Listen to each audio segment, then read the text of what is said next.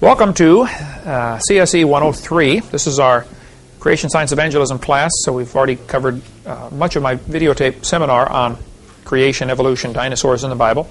I taught school 15 years. I don't think I ever taught a class sitting down. This will be my first. You're going to need to sit down for this one. If you're watching this on videotape, this will be very politically incorrect. We're going to cover how the theory of evolution ties in with communism, Marxism, Nazism, racism, the New World Order coming soon to a city near you. We will discuss some things that I'm sure some people will get upset about. Feel free to call me. I try to document everything I say. I have read mountains of books on this topic. So this ought to be very interesting on what's coming soon.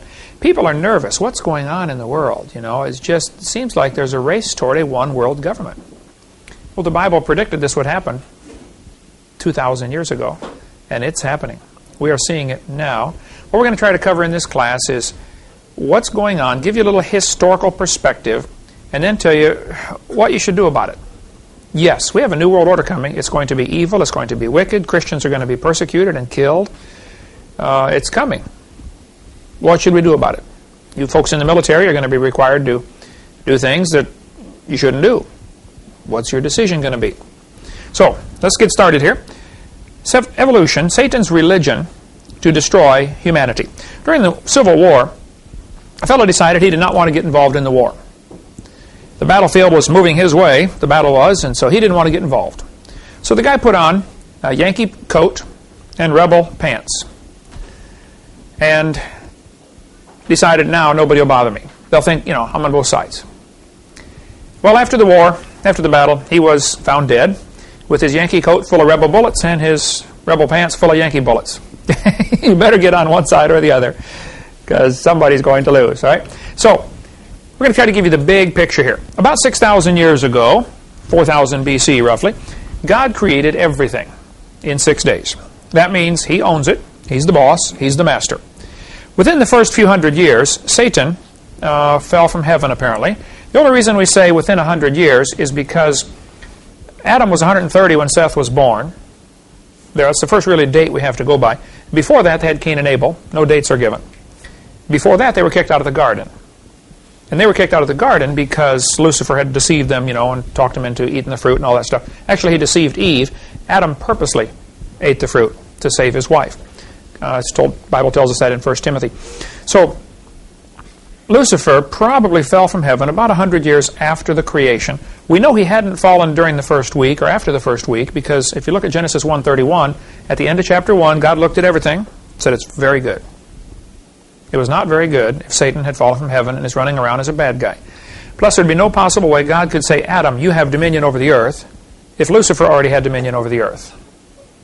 You know? Plus, we know from Ezekiel 28, Lucifer was in Eden until iniquity was found in him. So those are the different clues you can put together and come up with a date of about 100 years after creation when Lucifer decided to rebel. And we'll get into more of that in a minute.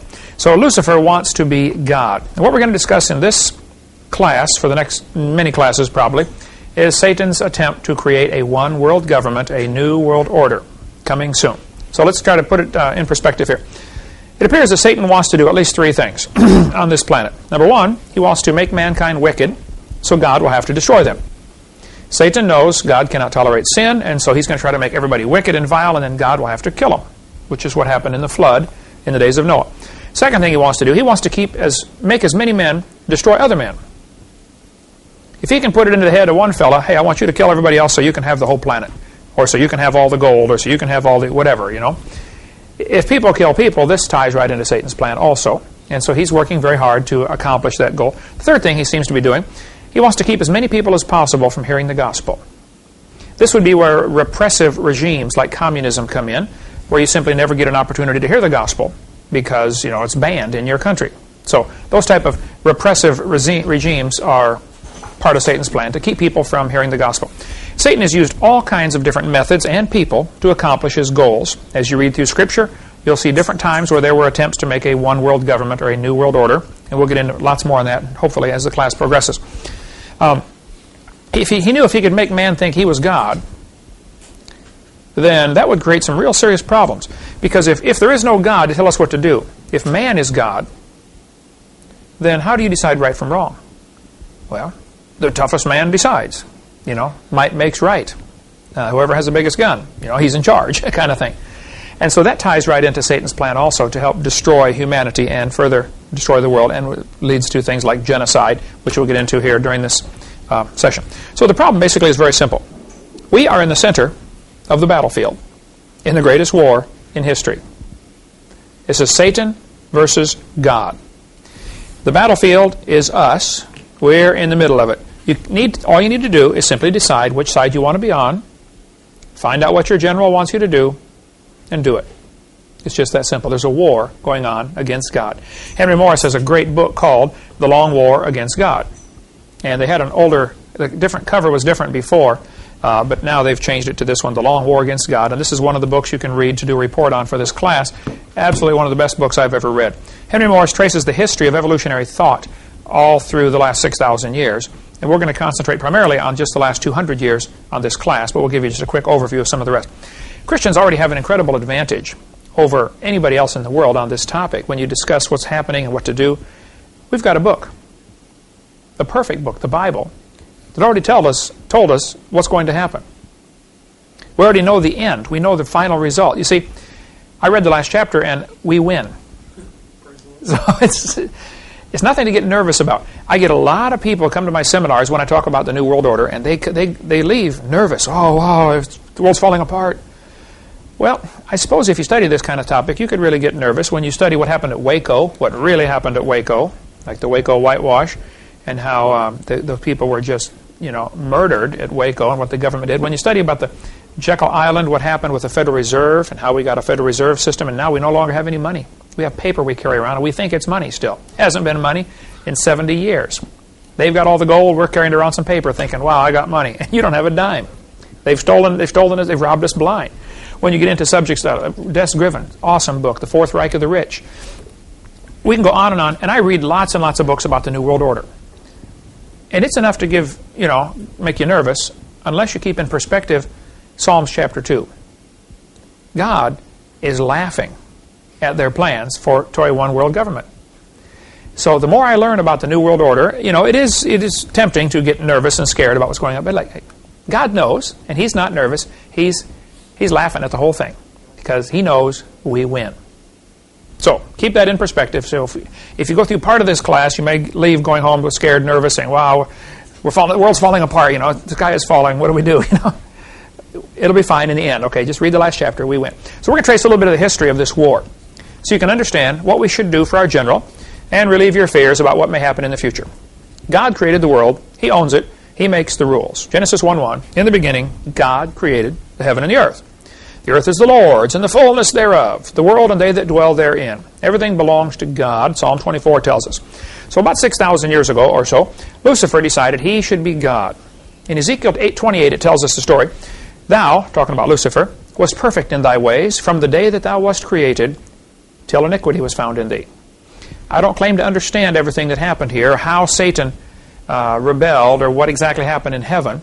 But it appears that Satan rebelled first, decided he wanted to be God, apparently. His heart was lifted up. The Bible says in Ezekiel 28:17, the heart was lifted up because of thy beauty. Thou hast corrupted thy wisdom by reason of thy brightness. I will cast thee down to the ground. I will lay thee before kings, that they may behold thee. How art thou fallen from heaven, O Lucifer, son of the morning? How art thou cut down to the ground, which didst weaken the nations? For thou hast said in thine heart, I will ascend into heaven. I will exalt my throne above the stars of God. I will sit upon the mount of the congregation in the sides of the north. I will ascend above the heights of the clouds. I will be like the Most High. This is the best glimpse we have from Scripture of what's going on in the mind of Satan. 5 times he said, I will. He's exerting his will. He wants to be God, according to the book of Ezekiel. The next verse tells us, though, yet thou shalt be brought down to hell, to the sides of the pit. He's going to lose. They that see thee shall narrowly look upon thee and consider thee, saying, is this the man that made the earth to tremble, that did shake kingdoms? Whenever I read this verse, I think about the Wizard of Oz. You know the movie Wizard of Oz, and everybody is scared stiff of the Oz, and they go in there and you see this huge face and the flames coming out, and the cowardly lion, and they all take off running, and dive through the window and the whole thing. At the end of the movie, you find out Oz is nothing but a little bitty guy behind the curtain pulling some levers.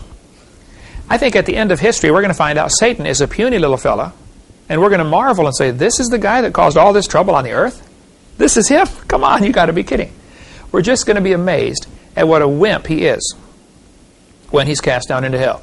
Meantime, he's pulling the levers and making the smoke and the fires and the flames and scaring everybody half to death, and people are scared stiff of the devil. Okay, next verse says, this is the man that made the world as a wilderness and destroyed the cities thereof and opened not the house of his prisoners.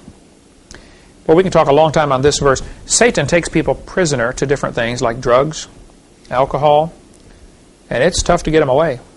How many people do you know that have died of a habit like that, that they were made a prisoner, some kind of habit, then you just can't get them away. Many people get hooked on drugs and they never can get off. You can get hooked on just about anything and get that way. But while Satan and his followers are making their plans to rule the world, like Pinky and the Brain, how many have seen the cartoon Pinky and the Brain? It's two mice. They decide they're going to go out and capture the world, Every night they've got their plans to go out and rule. We're going to destroy the world. That's what Satan's doing, just like Pinky and the Brain. God is up in heaven laughing. Psalms chapter 2. Why do the heathen rage and the people imagine a vain thing? The kings of the earth set themselves, the rulers take counsel together against the Lord, against his anointed, saying, let us break their bands asunder and cast away their cords from us. Basically that means, I'm throwing off God's control. He that sitteth in the heavens shall laugh. The Lord shall have them in derision. God is not nervous, he's not scared, and we don't need to be either. It started on earth. I'm not sure of all the details of how it happened in heaven, but apparently Lucifer fell from heaven, tried to rebel against God in heaven. He then was cast down to the earth. But he still has access to heaven. He goes back and forth. Job tells us that, Job chapter 1 and chapter 2. But while on earth, the first thing he did was go to Eve.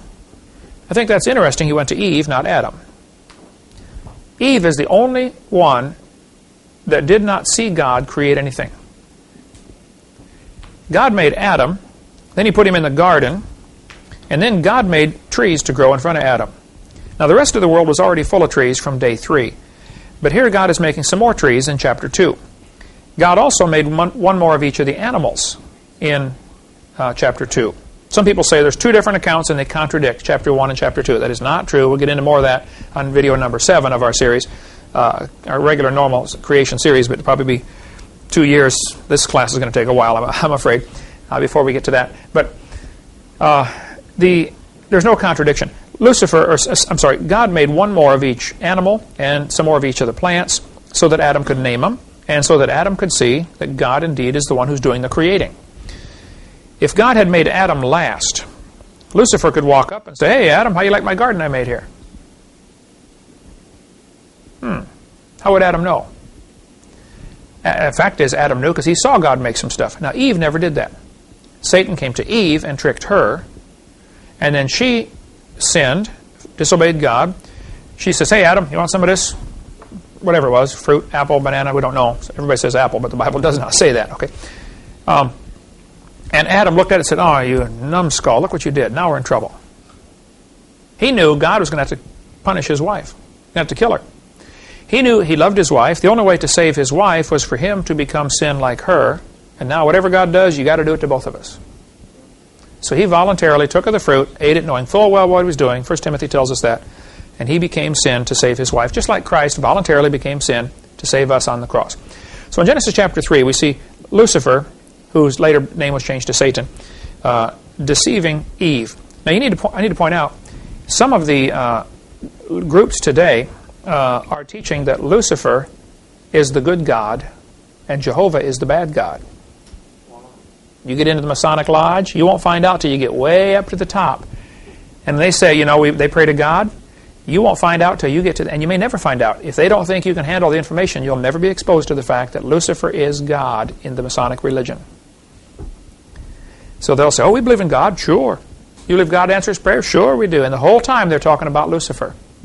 We'll get into it. I'll show you some quotes from their own literature later on in this session on video, what's covered on video number 5, or CSE 103. Okay.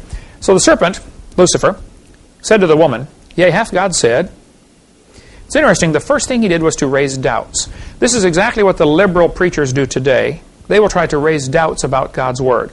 That's what they do with all these new translations of the Bible. Well, how do you know it really says that? It says in my Bible this, and your Bible says this. How do you know who's right? This is the same tactic to raise doubts. And we can go off on a long rabbit trail of why the King James over other versions, if you'd like. We'll cover that later on when we get to what's on our video number 7 in our series. And there are people who have, that's their whole ministry. I collect different versions of the Bible. I have probably, 25 or 30 or 40 of them, I don't know. But there are some serious problems with a lot of the new versions. And I think you'd be real wise to study this topic out before you decide which version of the Bible you're going to study from. I was saved by somebody leading me to the Lord from a Revised Standard Version, one of the most liberal ones there is. I've led people to the Lord from a Jehovah's Witness Bible. There's enough gospel in there, you can get them saved, okay? You can get them saved out of the Catholic Bible, okay? It can be done. There's still enough gospel left in there, but there are some real serious problems with them, and I think save that for another time. But the idea of these different translations causes people to doubt. Yea, hath God said. It does that. And this has been Satan's attack on God's word for quite a while. Then the next thing he said to the woman, he said, ye shall not surely die. He's gone from just raising doubts, hath God said, to denial. So the 3 steps here are always the same. First, raise doubts. Be a good quiz question, Marlissa. Raise doubts. Satan works this way. Then, deny. Then, deify. Doubt, deny, and deify man. Next thing he said was, for God doth know that in the day ye eat thereof, then your eyes shall be opened, and ye shall be as gods. Wow, I get to be God? Who would not like to be God? I mean, nobody tells you what to do. Like the one kid we had in our school in Illinois, he said, I'm sick of my parents telling me what to do. I'm going to join the Marines. Are you brilliant? The idea of, everybody would like that, I would think, nobody tells me what to do. I'm God of the universe, and so sure enough, that's what the lie was here. He said, ye shall be as gods. Look at the next part, though. Knowing good and evil.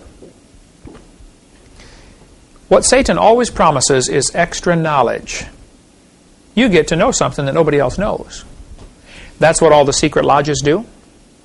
You come to the meeting, you learn something, you hold your hand and you shake hands, you put the second finger right here, grab the second knuckle, and you stand like this, and you go like this when you're in distress, and the judge, if he's a Mason, has to help you. And they got all these secret signs and symbols. We'll get into more of that later. But the idea is, they think, I know something the average person doesn't know. I have knowledge, you don't. I'm smart, you're dumb. I get this in debates all the time when I debate against professors who believe in evolution. And very frequently they will say something and I'll have to translate it for the audience. They'll say, well, the average person doesn't understand how technical this topic is. So I'll say, folks, what he means is, he's smart and you're dumb. How many times have you heard me say that in debates? That's exactly what they're doing. When you see this in letters to the editor or books about evolution, the average person doesn't comprehend, but, now, basically they're saying, if you don't believe in like we believe, then you're dumb. And Satan always does this. He promises, you follow me and you will have knowledge. The light. That's why he's Lucifer, the light bearer. I will bring you more knowledge, more wisdom, more light. We can go off. There's beautiful sermons been preached for years and years on that topic. How Lucifer promises more light, more knowledge. Next verse. This fellow in American Humanist said, the turning point in history will be the moment that man becomes aware that the only God of man is man himself. The humanist religion teaches man is God. We're it. There is no deity to save us, so we must save ourselves. That's in the Humanist Manifesto. 1933, the first Humanist Manifesto was written, and then the second one came out in 1973. Many famous people that if I listed the names, you would say, wow, I know that one. I know that one. John Dewey, for instance, the guy responsible for the type of education system we have today. Our modern public school system with the progressive education was John Dewey. And he was one of the signers of the Humanist Manifesto. Basically, the idea of humanism is there is no God, and so we must be God. After all, we're the highest evolved creature there is, so we're probably it. And that's the idea behind humanism. So, getting Eve to believe she was God was the beginning of a strategy that Satan would use for the next 6,000 years. This whole idea that man gets to decide right from wrong. Tell me, what is the basis of a democracy? man's opinion. The majority decides right from wrong. So when they get together in Congress or in the Senate and they're voting on a law, some people say you can't legislate morality. That's all Congress does all day long. Every law legislates morality. There's no such thing as a law that doesn't legislate morality. You're telling somebody else what to do. That's what all laws do, okay? So don't give me this, you can't legislate morality stuff. The idea that man decides right from wrong is flawed from the start. Because if that's true, if evolution is true, if there is no God, Adolf Hitler was right. He decided, most of our folks here are Aryan Germans, blonde-haired, blue-eyed, and we voted that everybody else ought to be killed. Hey, majority decided. What you need is a different standard to say, thus saith the Lord, is how you decide. When I was at the cabinet shop, we had a problem. We were building real fancy display cases for Gafers and Saks Fifth Avenue and stuff like that. And we had a problem because we were building these cases that were curved, and they had to go around and end up at the other side and match. Well, if every one isn't curved just right, it comes around and doesn't match. And so here I was in charge of the first department that cut out the wood and put them together. We sent it on to get the lamination and paint and lights put in and stuff like that. And we were having a problem. It wasn't bad, but they were coming off. They were off by, say, half an inch by the time they got around the circle. So I traced the problem down as I racked my brain over it and found out that every person in my department was measuring their pieces as they cut it. The rulers were slightly different. All it needs is a eighth of an inch difference on somebody's ruler from his ruler and your ruler. Suppose I told, we're going to get all the guys together in the church and we're going to build an auditorium, and I'm going to give everybody a tape measure, but every tape measure is vastly different. On some tape measures, this is an inch. On other ones, this is an inch. How's that building going to turn out? Wow. Pretty bad, if it'll turn out at all, right? So the idea is you have to have a standard. We have a National Bureau of Standards. They keep a meter stick in a carefully climate-controlled environment, and everybody makes copies of this meter stick. There's a standard meter. There's a standard foot, a standard yard, a standard pound, a standard ounce. You have to have a standard. If you say, how much are you going to give me? Oh, I'll give you a lot. Well, how much is a lot? You got to have some way to measure things. Okay, there's standards for everything. And there needs to be a standard for determining right from wrong, and that's where the Bible comes in. But see, what evolution does, it takes away the Bible. Therefore, there is no more standard. There's no longer a standard to decide right from wrong, so the majority of the people get together and vote on what they think is right and wrong. So if they vote, you think abortion's okay? Who thinks abortion's okay? Okay, majority rules. Now, wait a minute. That's why democracies are so dangerous. They never can last. They will always become a dictatorship. And I get real nervous when I hear leaders in our country saying, we're going to spread democracy around the world. It'd be the dumbest thing we could do. We need to spread righteousness around the world, spread godliness, but democracy is a horrible form of government because the majority can simply vote to annihilate the minority. Now, a republic is very different. A constitutional republic is what our founding fathers gave us. We'll get into more of that later. So, scores of people have made attempts to conquer and rule the world down through history. He wanted to use this idea that man can be God, and of course, whoever's in charge is God. They think they're God. Whoever has, the biggest gun or the biggest sword or the biggest club or the most people following him, he's God.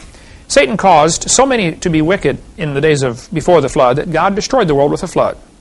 God always has his faithful few, though, that disrupt Satan's plans. Here's what happened. God created the world. Satan became proud of his beauty, decided man should worship him. Satan rebelled against God, and he was cursed. And then God said, someday some seed of the woman is going to bruise your head. That's the first prophecy of the coming Messiah, Genesis 3:15, and there's been a war going on ever since. Here's the prophecy right here.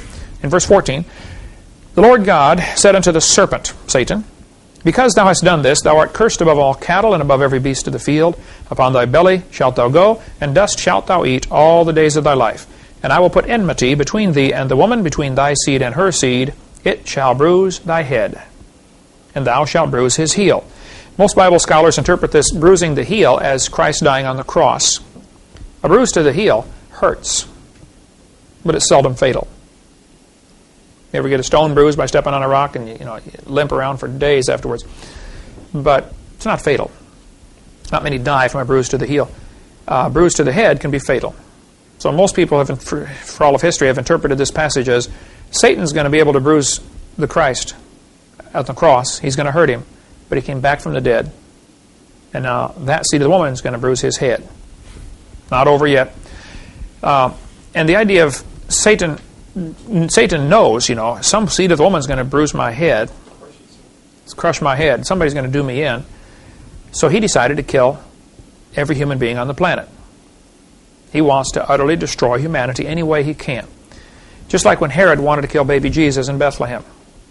He's only after one kid, but he killed them all. Now, Jewish tradition tells us about 22 babies were killed in Bethlehem. Bethlehem's a small town. There weren't a lot of kids under 2 years old. It wasn't like he killed thousands of people. And Herod later did get called in for that and got in trouble. There's a great book called the Archko volume that deals with that, about some of the archaeological findings. Have you got to read any of that yet, Eric? That is awesome. I read you the passage about the Christmas, didn't I? And that whole thing is about the arch. Anyway, we won't go off track here. So, just like Herod tried to kill all of the kids, he killed them all just to be sure to get the right one. Satan has decided he's going to kill every human being on the planet to try to, be sure he gets the right one, to thwart or upset God's plans. Satan decided to destroy every seed of the woman to save his own skin. He knew God could not tolerate sin. So he worked hard to make man sin, so God would have to destroy his own creation, make them corrupt if possible. Genesis 6:5.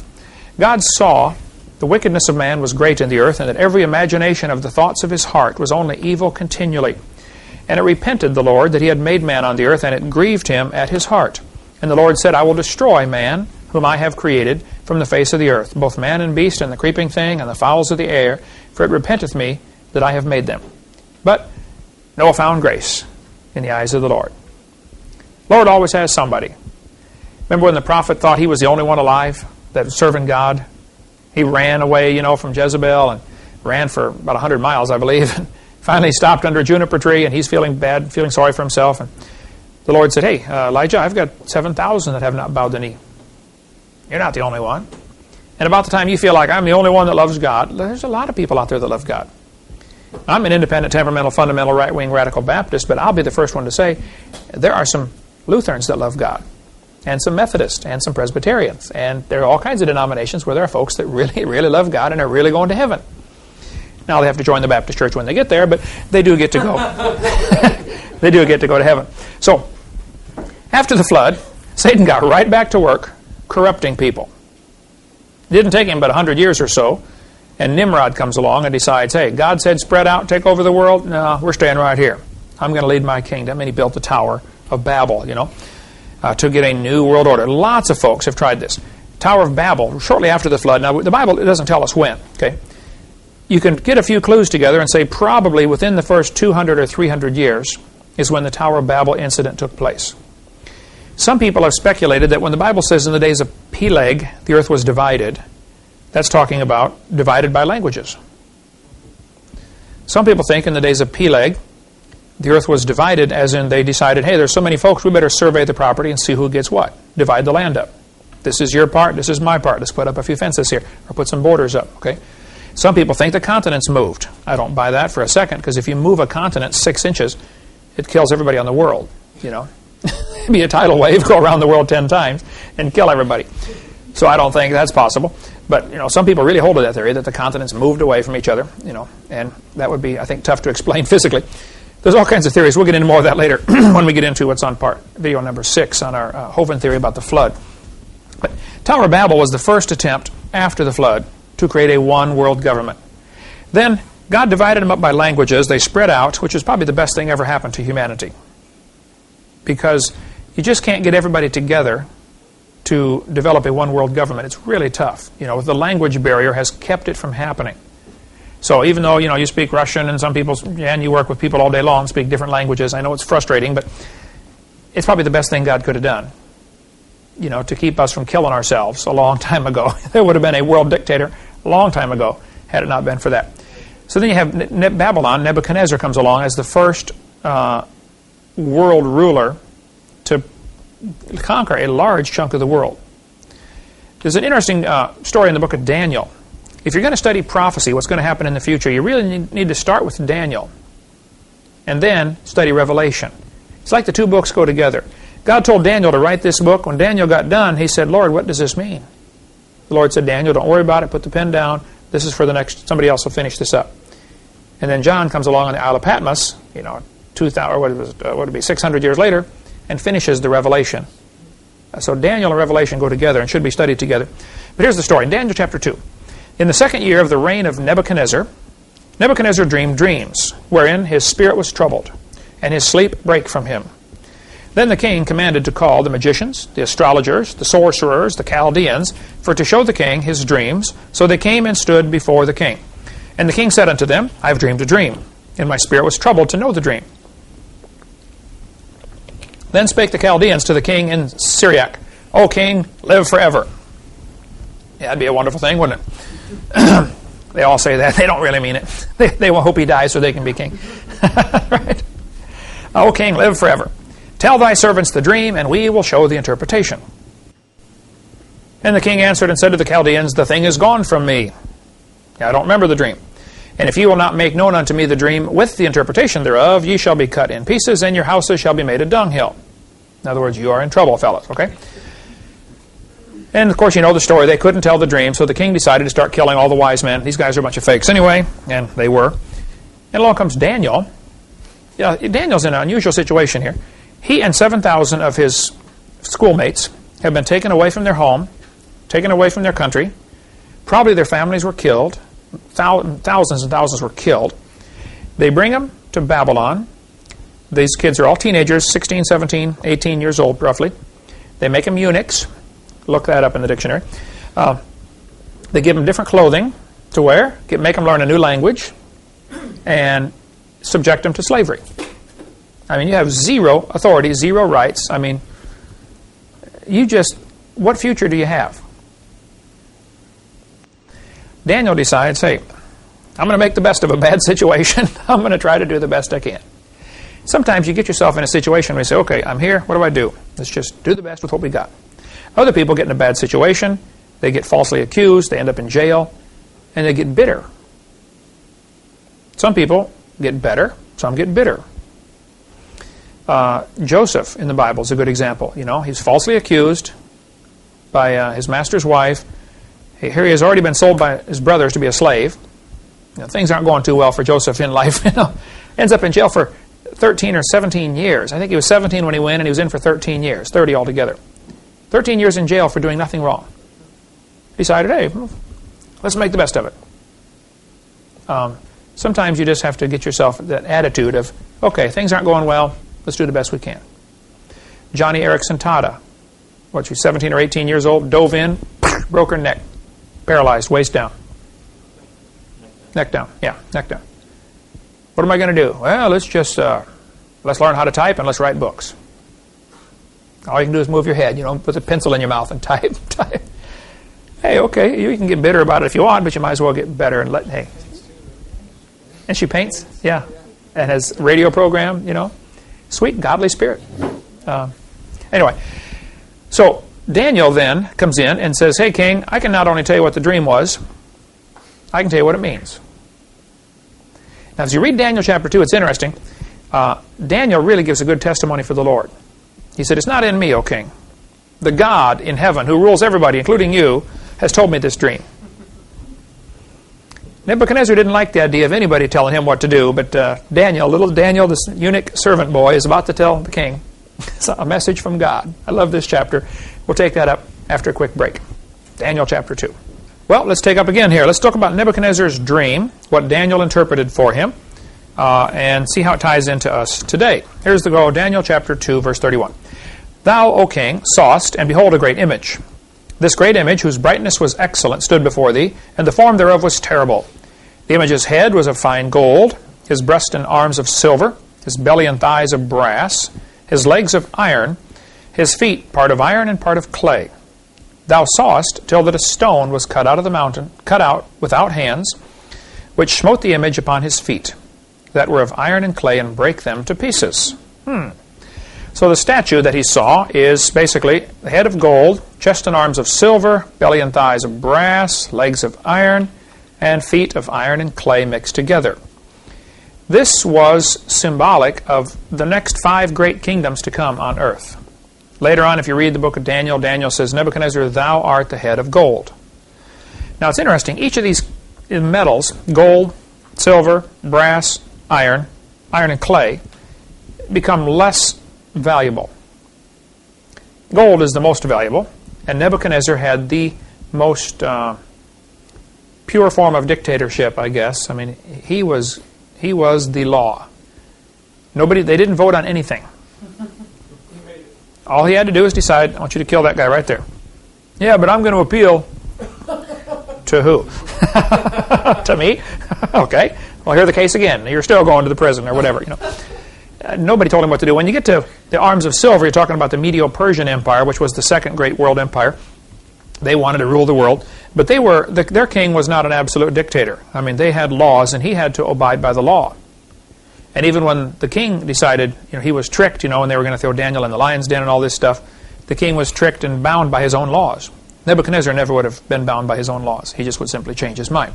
Then you get to the belly and thighs of brass. This is symbolic of the Empire of Greece, Alexander the Great, who ruled all the known world and died at age, 30 or 32, and said, I wish I had more kingdoms to conquer.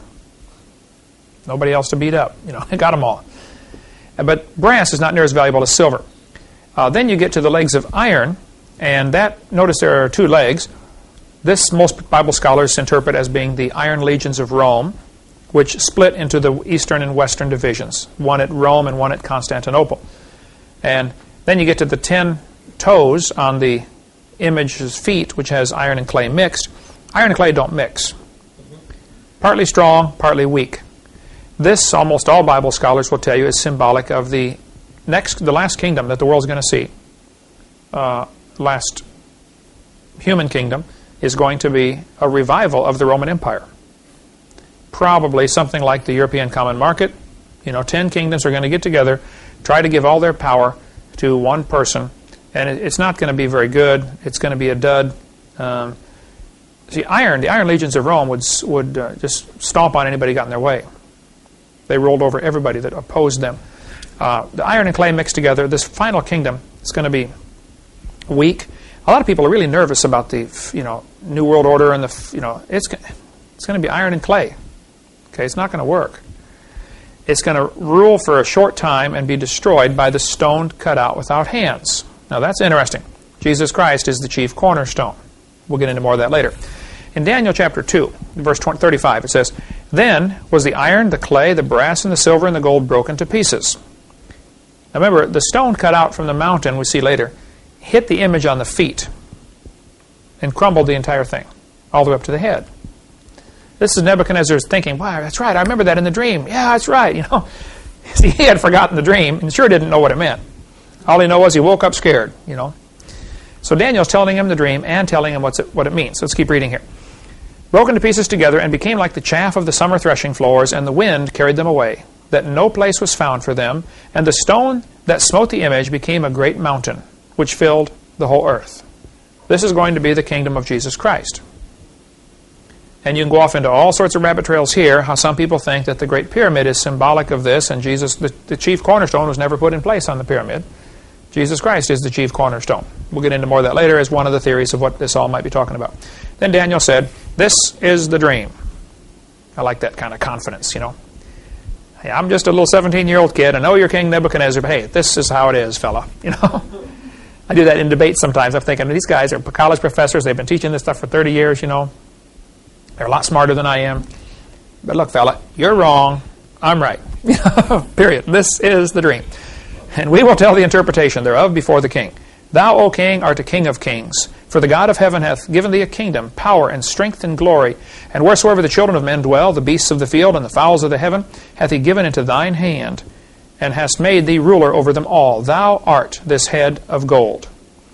And after thee shall arise another kingdom, inferior to thee, and another third kingdom of brass, which shall bear rule over all the earth. And the fourth kingdom shall be strong as iron, for as much as iron breaketh in pieces, and subdueth all things. And as iron that breaketh all these, shall it break in pieces and bruise. And whereas thou sawest the feet and toes, part of potter's clay and part of iron, the kingdom shall be divided.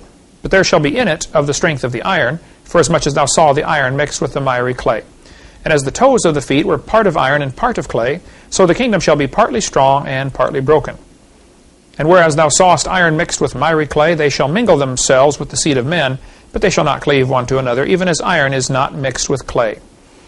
And in the days of these kings shall the God of heaven set up a kingdom. Okay, now right here, let's stop. This is an interesting prophecy. When the 10 kings get together and try to make their power, their world empire, this is when God's coming back. And he's going to set up his kingdom.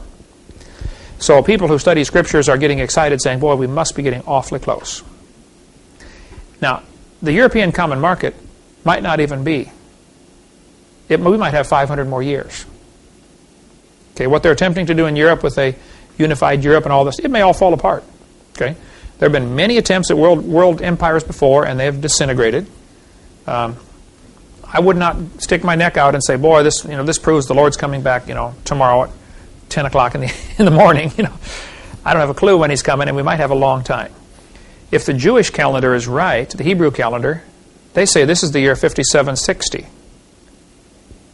Well, then we've got, if 6,000 means anything, we've got 240 more years.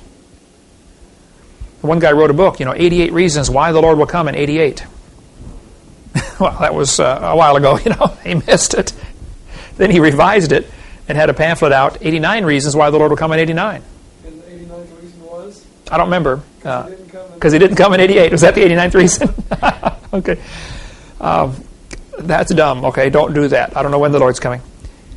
I tell people, we figure the Lord's coming back 2,000 years, from the birth of Christ. This is the year 2001 now, but the Lord might be. We know our calendar is 5 or 6 years off. Okay, not too many folks argue about that. Christ was born in 4, 5, or 6 BC, so our calendar's off for sure. So this is already the year 2007 or 8. Okay, so we missed it. Yeah.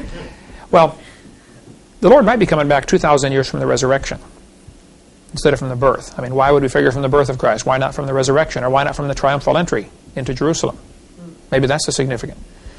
And I tell folks, I don't want to hurt anybody's feelings or disrupt anybody's book sales on 88 reasons why the Lord will come in 88, but maybe God's not even using your calendar.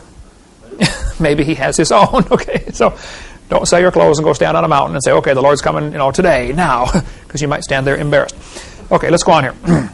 And in these days shall the King of heaven, shall the God of heaven set up a kingdom, which shall never be destroyed. And the kingdom shall not be left to other people, but it shall break in pieces and consume all these kingdoms, and it shall stand forever. For as much as thou sawest that the stone was cut out of the mountain without hands, and that it brake in pieces the iron, the brass, the clay, the silver, the gold, the great God that hath made known to the king what shall come to pass hereafter. And the dream is certain, and the interpretation thereof sure. I like that confidence, man. Revelation continues the story. Daniel brought it up through the next 5 kingdoms, including one that still hasn't happened. The 5th kingdom, we assume to be the revival of the Roman Empire. Somehow, these 10 people in Europe are going to get together and try to make a kingdom. Dr. Henry Morris has a great book, The Long War Against God, that deals with the history of evolutionary thought from Satan in the Garden of Eden all the way up, including the rise of various different Eastern religions, which really is the same thing. The idea that man gets to be God. It's all part of the same stuff. That's just an awesome book. We have a few left in hardback, which have the old cover. They're a lot more expensive, but the softback is $13 if you want to get it from our ministry. That's one of the top 5 or 6 books I've read in my life. It's excellent. Okay, so Satan decided, he wants to rule the world. Henry Morris traces this really well through history with different groups of folks that have taught the same basic idea: man gets to be God. So, in this class, for the next several classes, we're going to be discussing just the last 200 years, since about the year 1800 until the present. How does evolution tie into the plans toward a new world order? We're going to look at the deadly effects that come about when people believe they are God, and they determine right from wrong. Nobody else tells me what to do. Well, first we're going to review a little bit of what we covered on Part 4, seminar tape number 4, which would have been Class CSE 102. Just hit a few highlights and then go right on and take it from there. James Hutton in the late 1700s wrote a book near the end of the century saying the earth is millions of years old. Now during this time, most folks thought the earth was 6,000 years old, is what the Bible taught. Okay, if you add up the dates in the Bible, you get about 6,000. James Hutton came along and said, I think the earth is much older than that.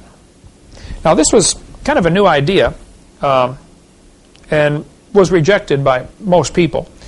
But a lot of Christians began to think, well, man, if the earth is millions of years old, then we need some way to make the Bible say that.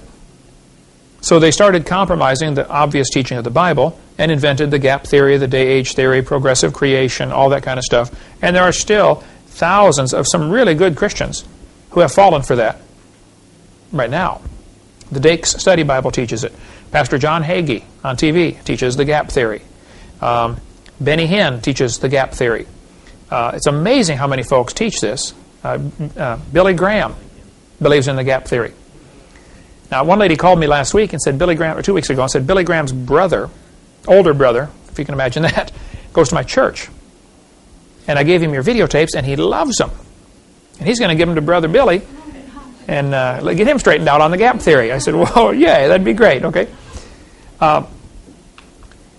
During the late 1700s, most all nations were ruled by a king. This is called the age of monarchy. A monarch is a king. And the kings were ruling by what they said was divine right. You know, God told me to be your king, and so you just do what I say. If you don't like it, that's tough. And a lot of abuses, of course, happen in a system like that. And you can study history from that perspective, and you'll see that people were getting sick of a king claiming he should be their boss just because God told him to, and his son ought to take over. You know, they inherit this right, succeed, you know, father to son to grandson. And so people began rebelling against this idea and started getting rid of the king. So for the next few hundred years, next 60 or 70 years maybe, there were quite a few revolutions around the world. The American Revolution threw off King George. The French Revolution, Polish Revolution, the Spanish Revolution, the German Revolution. They got rid of a king, basically. If you study the book of Revelation from this perspective, it appears that God gave the 7 churches the same sequence of events, that one of them was going to be the Laodiceans. Laodicea means the rule of the people. No longer is the king going to tell them what to do. The people themselves are going to vote on right and wrong. Basically a democracy idea, apparently prophesied in Revelation chapter 2 and 3 about the 7 churches. I don't know how far to carry that. Some, I think, get a little hyper on that topic. But I think it's an interesting study, okay, the 7 churches in Asia. Okay, so anyway, there's a time of anti-monarchy. And since the Bible says to honor the king, some people thought the Bible was an obstacle to their political objectives. And so they were looking for a way to discredit the Bible. So here we have, in the late 1700s, everybody's teaching the earth is a few thousand years old. James Hutton comes along and says, oh no, it's millions of years old. Now the Hindu religions were already teaching this. The Eastern religions were teaching the earth is infinitely old. It has, it's always been. It's eternal. James Hutton's book, though, had a very strong influence on a lawyer named Sir Charles Lyell. Charles Lyell was a lawyer from Scotland. He hated the Bible. We covered some of that later in last, CSE 102. Charles Lyell developed the geologic column. Now, other people were involved in this. A guy named Steno and Smith and Cuvier and quite a few people. Actually, a lot of Christians were involved in developing this geologic column. A lot of creationists were involved. They were old earth creationists, the Hugh Ross kind of guys, even back then. And the scientists rejected this idea at first. And the church accepted it. Some churches, liberal churches, accepted it. We'll get into more of that later about a guy named Priestley. But he developed this geologic column. And the geologic column can only be found in one place in the world. Who remembers where that is? Textbooks. Can't find it anywhere else except the textbooks. F. Sherwood Taylor said, I myself have little doubt that in England it was the long-age uniformitarian geology and the theory of evolution that changed us from a Christian to a pagan nation. So England was a Christian country, sending out missionaries all over the world. In the 1700s and early 1800s, I mean, they were the Christian nation on earth. They were sending out, missionaries everywhere. And now it's, very little Christianity in England, okay? A good rip-roaring church over there will have 50 people in it. Most of them run 15 or 20. I mean, Bible-believing churches do. Very difficult. Same thing in most of the European-type countries. But Charles Lyell wrote his book in 1830. Charles Darwin graduated from Bible college in 1831. He set sail on board the Beagle to go around and collect bugs and birds. And Darwin actually argued with some of the sailors in favor of creation. and argued against the teaching of the day, which is kind of a pre-evolutionary type teaching. He tried to convert some of the sailors. The captain on board the ship was a guy named Captain Fitzroy. Fitzroy was one of those kind of guys that you do it my way or that, my way or the highway, very intolerant of anybody who disagreed on anything. But he and Darwin had very interesting discussions on this topic. Darwin, though, at the same time he's gone this 5-year-long voyage, he's reading these books by Charles Lyell. Now, somebody told me as a brand new Christian, gave me advice that somebody else had given years ago. He said, in 10 years, you're going to be the same person you are right now, except for the people you meet and the books you read. Read good books. It'll change you into what you want to be. Read bad books, it'll make you a bad person. You read good books, it'll totally change. The more you read of good stuff, the better off you are. So, Lyell read this book. He said that book changed his life forever. Lyell also read a book by a guy named Thomas Malthus. So I want you to know for the quiz, 2 people that strongly influenced Charles Darwin. One was Charles Lyell, and the other was a guy named Thomas Malthus. Malthus had written a book in 1790, I think, I don't know, sometime back then. Malthus said, the population grows geometrically. You multiply. 2 times 2 is 4, times 2 is 8, times 2 is 16. Population takes off geometrically. The food supply can only grow arithmetically. 2 plus 2 plus 2 plus 2. See, 2 plus 2 plus 2 plus 2, 4 times, you end up with 2, 4, 6, 8. 2 times 2 times 2 times 2, you end up with 16. Or 64. So, now Malthus was wrong, okay? As the population grows, there are more people available to plow the land. But he's looking at it totally wrong. Malthus affected a lot of people back in those days. Basically, the idea was, look, there's going to be more people born than can possibly survive because the food supply is limited. That was his faulty thinking, but whether he's right or wrong at this point doesn't matter. The fact is, he did influence Charles Darwin. So Darwin thought, well, let's see, if more people are born than can possibly survive, then the weakest are going to die off. Nature is going to select the strongest to survive and the weakest to die off.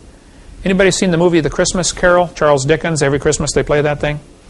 This was supposedly taking place, set in the early or mid-1800s, when evolution was a popular theory, and the teachings of Thomas Malthus was still very influential. Remember when the Scrooge was asked the question, what about this person that's going to die, And he said, well, let them die and decrease the surplus population. Remember that phrase in there? And later on, the Ghost of Christmas Present, or one of those, said, he repeated that back to him. Let them die and decrease the surplus population. Well, that is exactly what the thinking of the day was. Are there no workhouses? That's what that was. It's so classically true of that time period because of Malthus's teaching that everybody can't live. So since everybody can't live, it's best if the weak ones die. Otherwise, the whole population becomes weak. We really ought to have the weak ones die and the strong ones survive. Then the farmer, save the best ones for breeding and, sell off the worst ones. Sure. You want to develop your stock, of whether it's tomatoes or apples or anything. You try to save the best. So in 1790, James Hutton's book began people on the trip of doubting that the earth is 6,000 years old, which, of course, made them doubt the Bible. A few years later, Charles Lyell comes along and makes people take away the flood. Then along came Charlie Darwin, and he took away the Creator. Now, what we're going to study here is what happened since 1850, when it took about 10 years for evolution thinking to kind of, permeate society.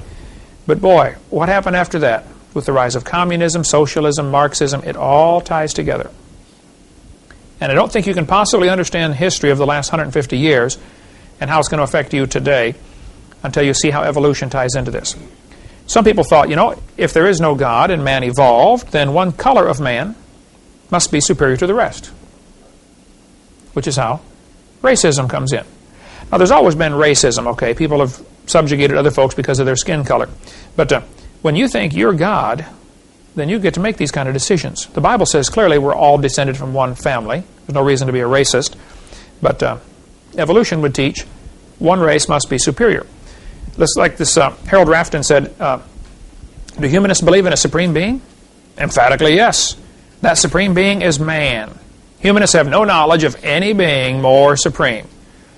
American humanist, this guy said, the turning point in history will be the moment that man becomes aware that the only God of man is man himself. Yep, we're in trouble. I had a student tell me in a public school in Pennsylvania, he said he was an atheist. And I said, well, then how do you tell right from wrong?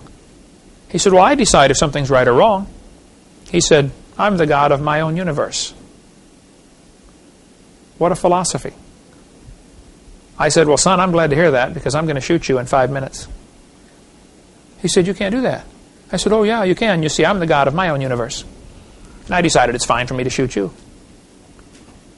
What's wrong with that thinking? If evolution is true, what's wrong with that thinking? Nothing. That's the way it goes, right? Survival of the fittest, exactly right. So we're going to study now a little bit about racism and how it ties in with evolution. When we're done with this, we'll go into communism and how it ties in with evolution.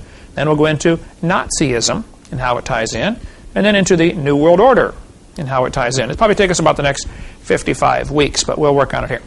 Here's the Charles Darwin's book. Notice the title, The Origin of Species. Now, that is not the entire title to the book. We'll get into the whole title in just a minute, okay? But almost all the books, if kids today hear about Charles Darwin's book, they're only told the title was The Origin of Species. One thing you need to know for the quiz is the real title to the book, coming up next. Now, the evolution theory came out way before Charles Darwin in 1859, okay? Charles Darwin's grandfather, Erasmus Darwin, taught the same thing. Erasmus Darwin was a medical doctor. He was so huge they cut out the table to allow a place for his belly while he ate. He had a special table, custom made, cut out, just so he could sit there and eat. But he really he rejected God, rejected all sorts of things, and he pretty much wrote most of what Darwin wrote, and many people think that Darwin simply plagiarized or stole the work from his grandfather and claimed it as his own. Never gave Grandpa any credit whatsoever. But Charles Darwin, he came along at an opportune time for this theory to really be acceptable, whereas 60 years earlier, when Grandpa came up with it, people weren't ready to accept it. There were too many strong Christians still, around 1800. So he called it The Origin of Species. Now, you got to be careful when you get into a discussion on creation evolution. The question is not, what is the origin of species? The question is, what is the origin of kinds? The Bible says they bring forth after their kind. It doesn't say they bring forth after their species. For instance, these are all different species of monkeys. But if you stand back and look at it, you should notice one thing. They're all monkeys. It's the same kind of animal, right? I mean, obviously it's not a tomato or a banana or a horse. It's the same kind of animal. Another thing you got to question is, who is deciding what a species is? Who's making this decision anyway? And the evolutionists get all bent out of shape with me because they'll say, we have proven species can be created. I don't question that. Yeah, but have you made a new kind of animal? Like the guy in Indiana. He said, I've got proof for evolution. I said, oh really, what is it?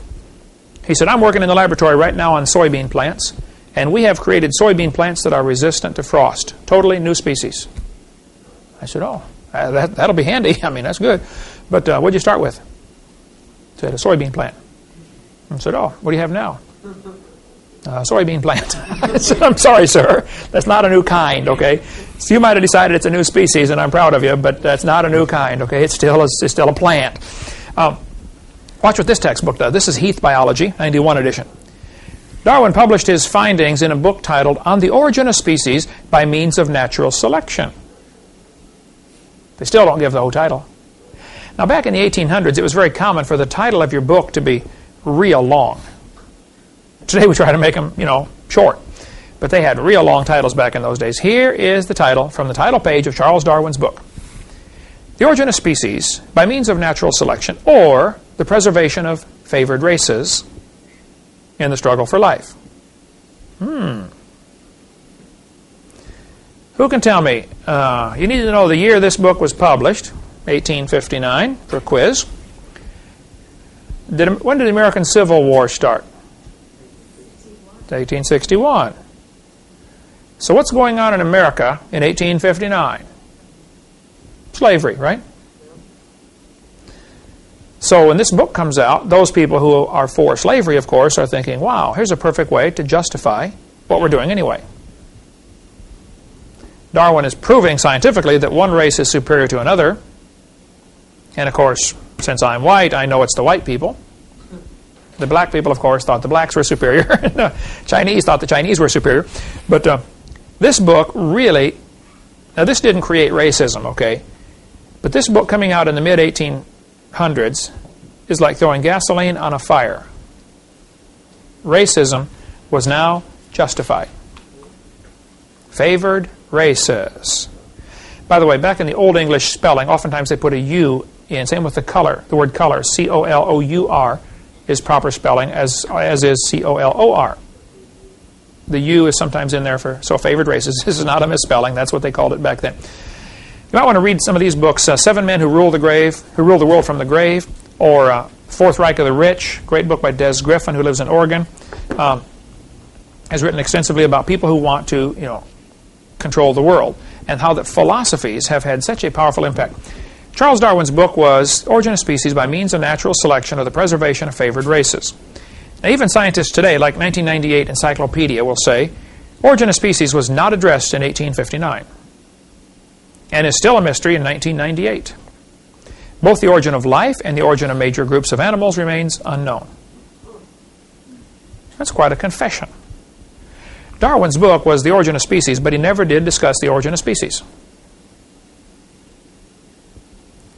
I don't know why he called it the book that, It's one of the most boring books you ever read. I've got it if you want to try to read the thing. Absolutely boring. The guy's a lousy author, a lousy scientist, lousy thinker, in my humble opinion. Okay. But the idea that there's a favored race, to me, would translate to the fact that we get to become God. You mean I'm the favored race? You mean I'm better than everybody else? Oh. Can you see how this would tie into the same equation? You get to be God. Favored race. Charles Darwin, in his book, showed his philosophy. He said, thus, from the war of nature, from famine and death, the most exalted object we are capable of conceiving, namely the production of higher animals, directly follows. Now tell me, first of all, who's a higher animal? Yeah, I mean, this idea of classifying things in an order of this one's the highest animal and this is the lower form of life. For instance, some people will say single-celled creatures like amoeba or paramecium are primitive life forms. There's no such thing as a primitive life form, okay? Actually, they're more complicated because for my body to do what it does, I have all these different systems. 50 trillion cells. So that I can eat and digest food, breathe, move around, keep the body warm, etc. Other animals do that in one cell. Yeah, that's pretty complicated. So the whole idea that there are primitive life forms and advanced life forms, that whole concept is silly. If it's alive, it's complicated. Incredibly complicated. But Darwin's philosophy was that the way you get these higher animals is through suffering, war, misfits, death, cruelty. This goes back to, reflecting what Malthus taught. Only the strongest really should survive. That's what's best for the species, okay, if the strongest survive. Darwin thought that natives were just advanced animals. Now, back in 1859, we had slavery in our country. Racism was popular. It was accepted. It was still wrong, but it was happening. You bought and sold Negroes like slaves. Henry Fairfield Osborn is a name you ought to learn. He was the director or curator of the American Museum of Natural History. He was one of the guys that was going to come in and testify during the Scopes trial and give evidence for evolution. He said, the standard of intelligence of the average adult Negro is similar to that of the 11-year-old youth of the species Homo sapien. Now, if a teacher said that in class today at the University of West Florida, what would happen? Shot. He'd certainly be fired and probably shot, right? Oh, Jesse. I'd go get him, wouldn't he? Oh, Jesse Jackson. The guy's a racist. And yet he was one of the strong promoters of evolution. back in the 1920s. Most of the museums exist to promote evolution. Many museums were founded by people who believed in evolution and who left behind large chunks of money saying, I want you to start a museum to spread this religion. That's basically what it amounts to. Okay? Thomas Huxley, he's the guy that made Darwin popular. Darwin wrote his book, published it, and went and hid. Huxley went around publicly preaching evolution.